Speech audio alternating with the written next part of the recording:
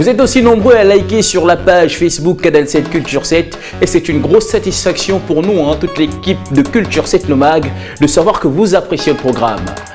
Bonsoir à tous, c'est Selon, bonjour et bienvenue sur les antennes de Canal 7. C'est toujours un plaisir de vous servir et de vous offrir le maximum de satisfaction. Alors, comme il est de tradition, nous allons débuter de plan-pied dans cette émission avec le sommaire. Côte d'Ivoire, la ville de Bassam a 100 ans. Ouganda, un JT râpé à la télévision.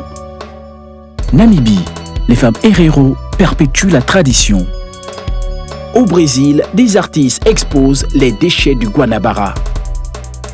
Compétition de breakdance en Corée du Sud, les b-boys de toute la région Asie-Pacifique se retrouvent. Premier CatCon à Los Angeles sous l'initiative de Susan Mitchells, véritable amoureuse des petits félins, un événement qui a réuni du monde. Pérou, le restaurant central, 4e table au monde. Égypte, le parc du Maryland, menacé par un parking souterrain. L'ancienne maison de Nelson Mandela, ouverte au public. Voici pour le sommaire, vous êtes sur Culture 7 Le Mag. Un sommaire qui annonce du bon contenu, c'est ça Culture 7 Le Mag. Allons-y tout de suite en Côte d'Ivoire. À environ 1 heure de route d'Abidjan, l'ancienne ville coloniale de Grand Bassam a vu passer de nombreuses années sur la terre ivoirienne. Le poids de l'histoire se fait sentir dans la cité qui fête son centenaire cette année. Ouganda, un JT râpé à la télévision. Après Human et Keïti du Sénégal, Newsbeat, un programme télévisé en Ouganda qui propose un JT en rappant et qui est aussi là-bas un bon moyen d'intéresser les jeunes à l'actualité. Regardez donc ces images et derrière, on se retrouve.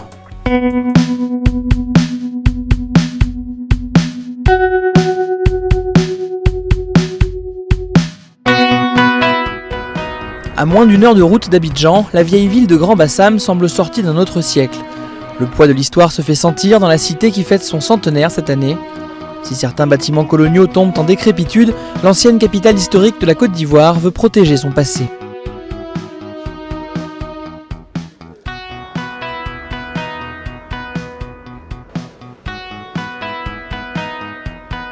On a été la première capitale, on a été la première commune.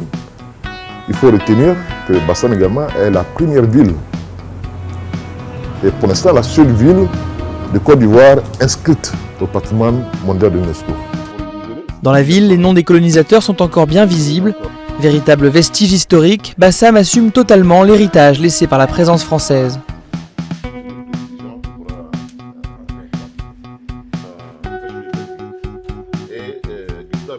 Il faut ressusciter la ville de Bassam à travers l'histoire qu'elle a connue.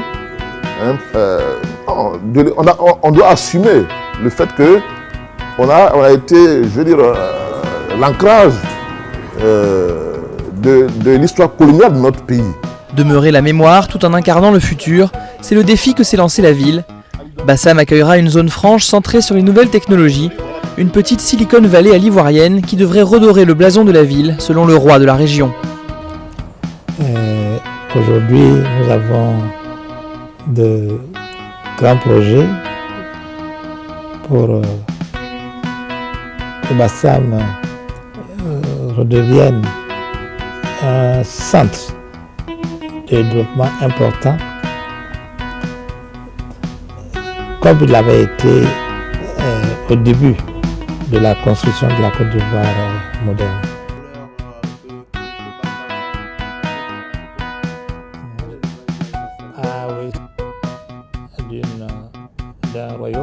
Avec sa situation géographique idéale et ses longues plages au bord de l'Atlantique, la ville de Bassam a tous les atouts pour devenir un haut lieu du tourisme ivoirien.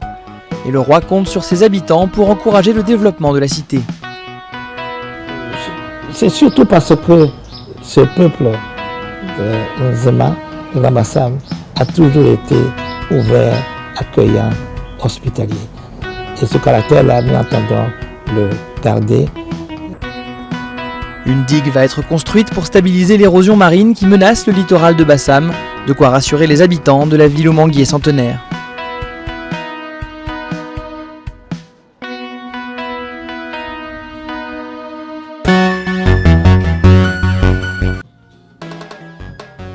Ils se font appeler les rapporteurs. Ces artistes de hip-hop ougandais proposent un JT en rythme. Kobeere n'ettaka kobeere nga tolina puloti entono tekulemesa okulima oyinza okutandikira mu kadeeya obusawo bwa sukaali oba obuveera kozesa amayinja n'ettaka osige nga bw'oyagala wamma olinde kulaba amakoola nga ga kiragala.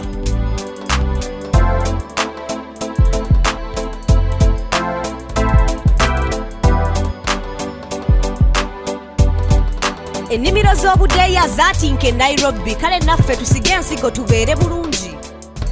Une manière décalée de présenter les informations qui peut paraître étrange. Mais dans un pays où la presse subit des pressions et de la censure, et où les jeunes ne s'intéressent que très peu à l'actualité, ce nouveau programme télévisé est un vrai succès. Nous sommes déjà des rappeurs, et nous voulions faire passer à travers notre musique un message, éduquer les gens, les intéresser à la politique. Et comme nous sommes rappeurs, nous avons décidé de faire un JT rappé. Realizing that this was time to be bold, he joined the thousands of children who were war-torn like him. End of the tunnel. Through it, his stories are called the tunnel. Many enemies he would forgive and charity.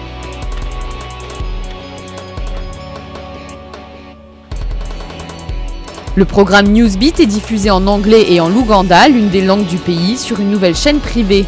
Les épisodes durent 5 minutes et traitent d'informations régionales, nationales et internationales. La situation en Ukraine, le virus Ebola ou encore les lois anti-pornographie en Ouganda, aucun sujet n'est tabou.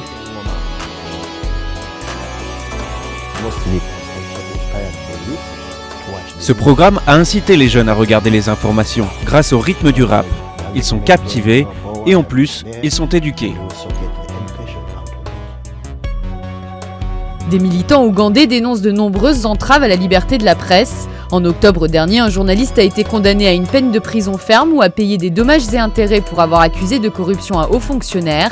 Un cas loin d'être isolé, mais bien que Newsbeat aborde des thèmes sensibles, le programme pour le moment a échappé à la censure.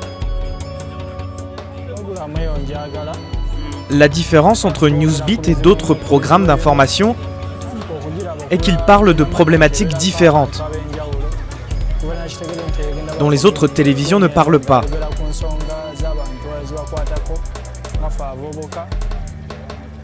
Les téléspectateurs apprécient et découvrent à chaque fois de nouvelles choses.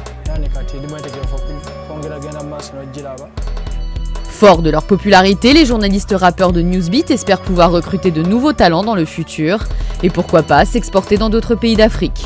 Important debates and are only added to the equation to gain success. Other celebrities are said to use their privileged positions to promote their own personal projects and foundations. Felicity change de robe pour la 2e fois.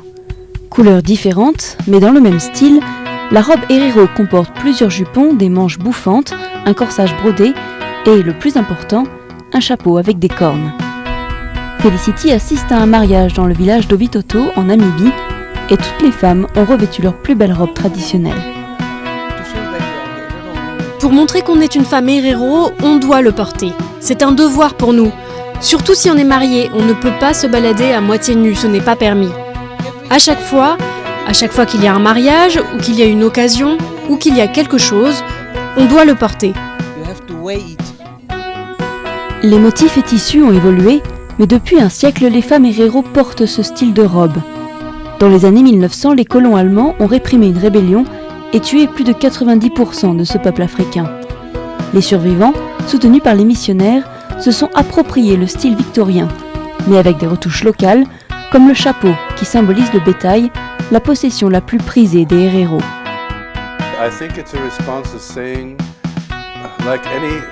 Je pense que c'est une réponse à cette tentative de les exterminer. Comme tous les peuples qui ont été soumis à un génocide, ils se retranchent dans une attitude culturelle très défensive et très fière, très spécifique, qu'ils gardent où qu'ils aillent.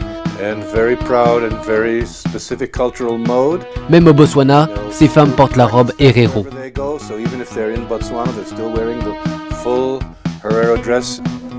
Les femmes Herero les plus âgées portent tout le temps leur robe, même en ville, au travail. Mais pas les plus jeunes, qui ne choisissent d'enfiler les vêtements traditionnels qu'en signe de respect lors des mariages, enterrements, célébrations et fêtes nationales.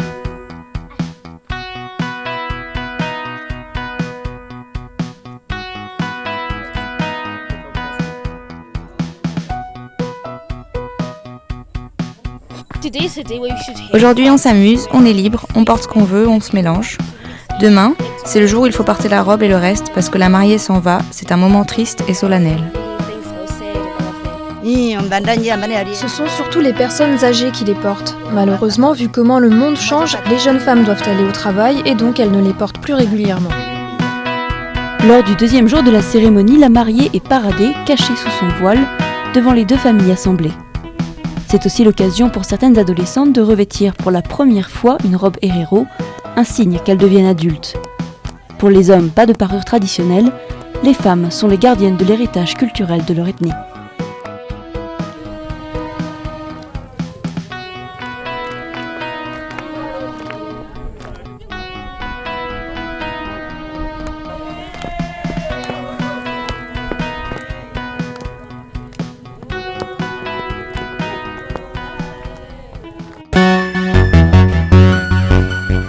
À Rio, au Brésil, des artistes exposent les déchets du Guanabara sortis de la baie pour la réalisation de 8 sculptures d'animaux marins pour une sensibilisation sur la pollution.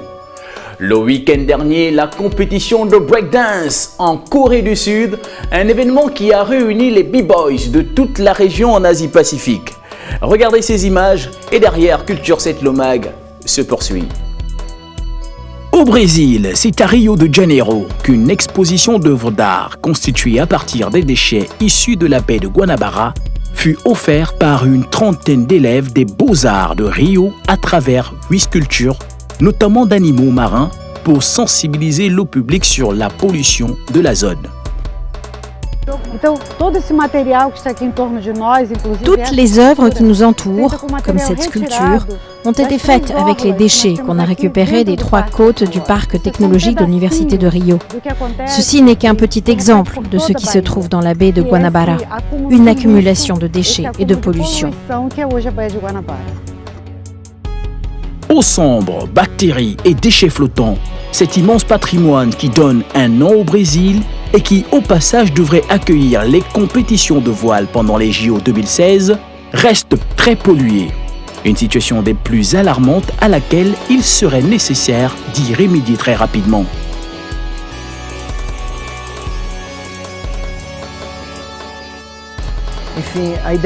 L'idée, c'est de parler du chaos, des enfants maltraités, des enfants traités comme des déchets ou comme des objets, car ils cohabitent avec des eaux usées. Le pouvoir public n'a aucun respect pour eux. C'est cette métaphore que représente l'œuvre.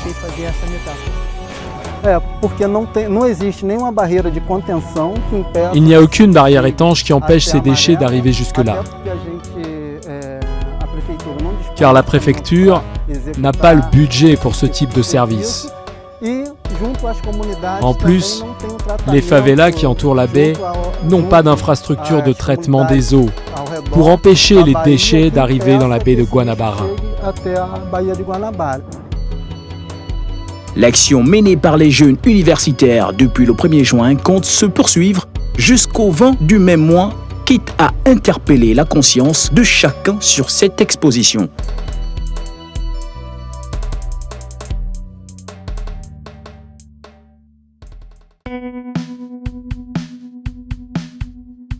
Les b-boys de toute la région Asie-Pacifique se sont donné rendez-vous à Séoul dans le cadre d'une compétition internationale de breakdance mettant aux prises plusieurs danseurs issus d'horizons divers.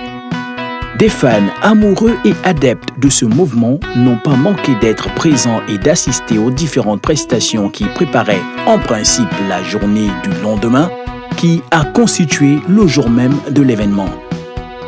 Connu et apprécié du grand public, en Corée, Octopus est l'un de ces artistes qui met devant lui toute son énergie afin de briller et d'être classé parmi les meilleurs. Je suis très heureux car j'ai essayé de faire le plus dur, même si j'ai eu l'impression que je n'étais pas assez préparé pour aujourd'hui.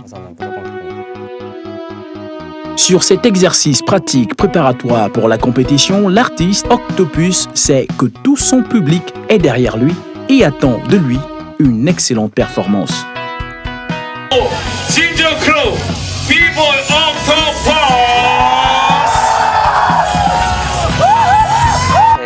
Les prochaines épreuves régionales auront lieu en octobre. L'année dernière, j'étais déçu d'être disqualifié après les quarts de finale. Mais cette année, je vais travailler dur pour faire un meilleur résultat.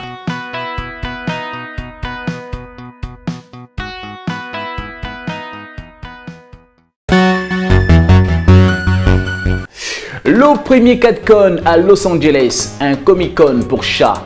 L'événement a réuni de milliers de personnes à la découverte des vêtements et accessoires au motif de chat. Le Pérou est au firmament de la gastronomie mondiale. Les restos péruviens sont considérés comme les meilleures tables d'Amérique latine. Voici les images.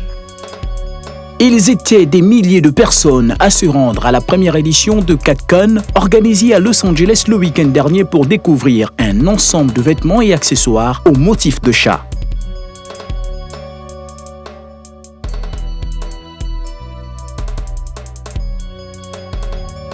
Pour d'autres, l'événement était donc l'opportunité d'adopter, pourquoi pas, un chaton parmi les 70 présentés ce jour.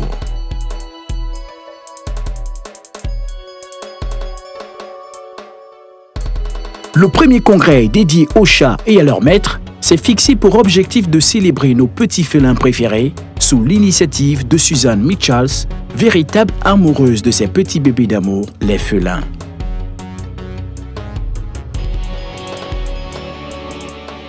Pour l'organisatrice, ce salon a pour mission également de changer la perception de ce que signifie avoir un chat. On peut être chic et élégant tout en ayant un petit chat.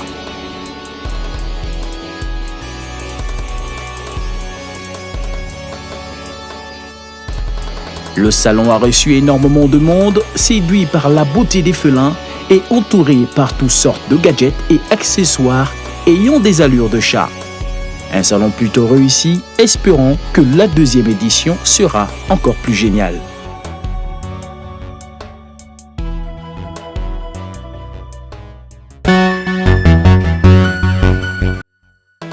La gastronomie est désormais l'affaire des Péruviens qui se donnent les moyens d'être classés parmi les plus grands. Le restaurant péruvien Central, déjà distingué comme meilleure table d'Amérique latine, est entré dans la cour des grands lundi dernier avec la 4e place au classement 50 Best des meilleurs restaurants du monde. Avec des objectifs bien précis, le restaurant propose des menus spéciaux et une originalité qui distingue ce dernier des autres établissements gastronomiques.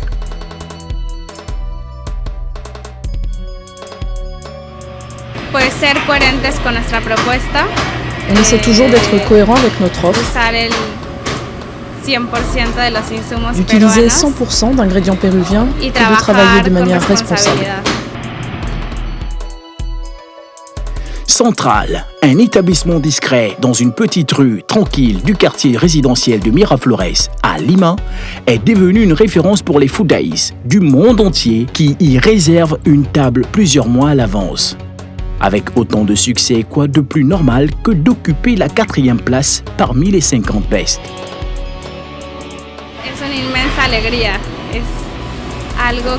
Ce classement, c'est une joie immense. C'est quelque chose que nous n'attendions pas si vite.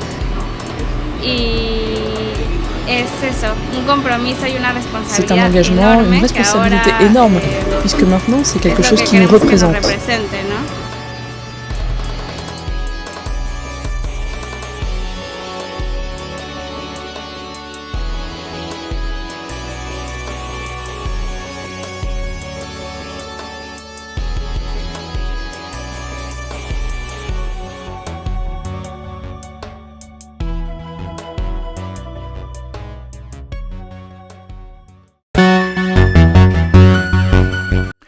Près de 7500 chiens en laisse au pied de leur maître ou marchand ont participé cette année au 137e championnat de France des chiens de race qui avait lieu à Dijon dans le but de déterminer le plus beau de tous les chiens.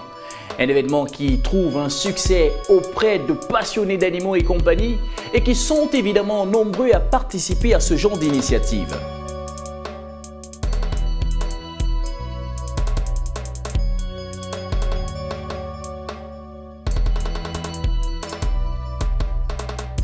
Incroyable, mais pourtant aussi vrai qu'on ose l'imaginer.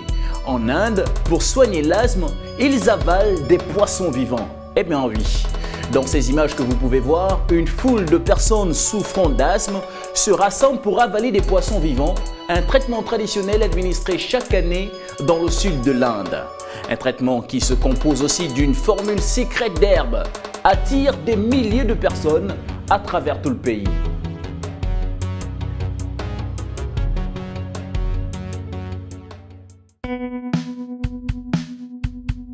Depuis son balcon, Magdi s'insurge devant les restes des arbres du parc du Maryland.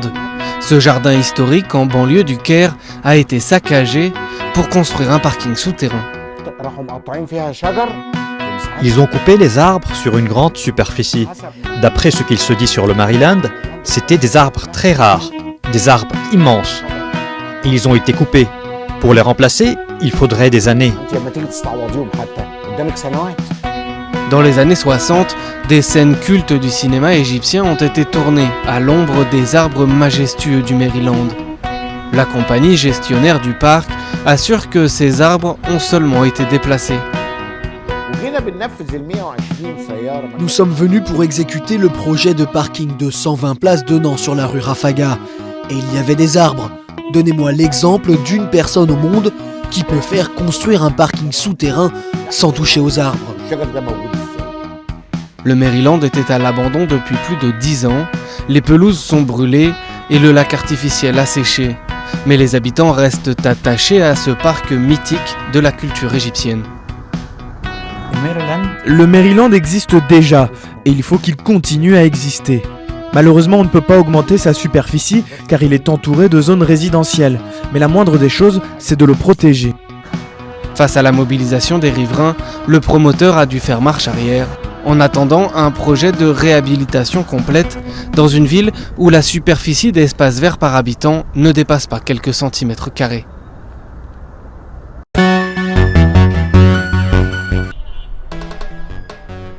C'est ici, au cœur de Soweto, que Nelson Mandela a commencé son combat politique. Le premier président noir d'Afrique du Sud habitait dans cette petite maison à 3 pièces entre 1946 et 1961. Il a commencé ici comme avocat et père de famille, mais a ensuite sacrifié sa carrière et son premier mariage pour mener la lutte contre le régime de l'apartheid. Sa seconde femme, Winnie, a soutenu son combat politique, mais son arrestation et ses années de prison les ont séparés.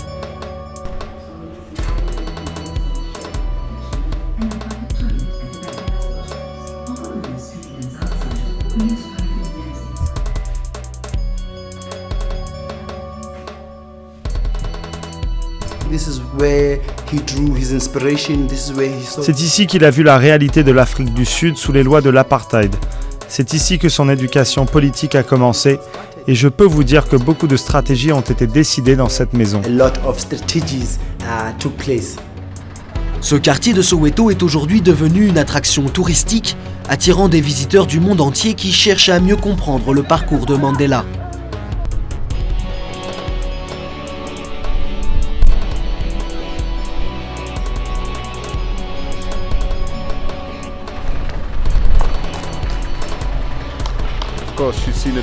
Bien sûr, on a vu les documentaires, on a lu les livres ou ses citations, mais voir comment il a vécu, où il a vécu et tout ce à quoi il a dû faire face, eh bien ça aide. C'est incroyable de venir ici et de voir où il a vécu, où il est probablement devenu l'homme qu'il est. Au temps de Mandela, les Sud-Africains noirs étaient parqués dans des townships comme Soweto, selon les lois ségrégationnistes de l'apartheid. Aujourd'hui, beaucoup ne peuvent toujours pas quitter ce quartier pauvre du sud-ouest de Johannesburg pour des raisons économiques.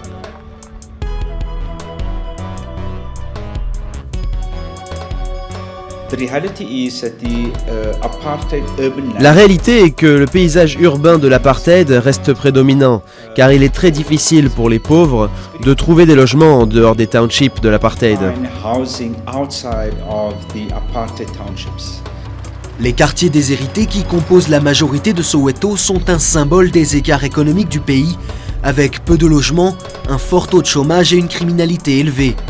L'Afrique du Sud est un des pays les plus inégalitaires du monde, où 20% de la population représente 75% du pouvoir d'achat. Mandela a libéré les Sud-Africains de la politique de l'apartheid, mais sur le plan économique, les disparités énormes perdurent. Voici, vous avez regardé Culture 7 le mag. L'émission va s'achever pour aujourd'hui, pour ce numéro. On va se donner rendez-vous pour un énième numéro la semaine prochaine. Merci d'être avec nous et restez câblés sur les programmes de Canal 7. À très bientôt.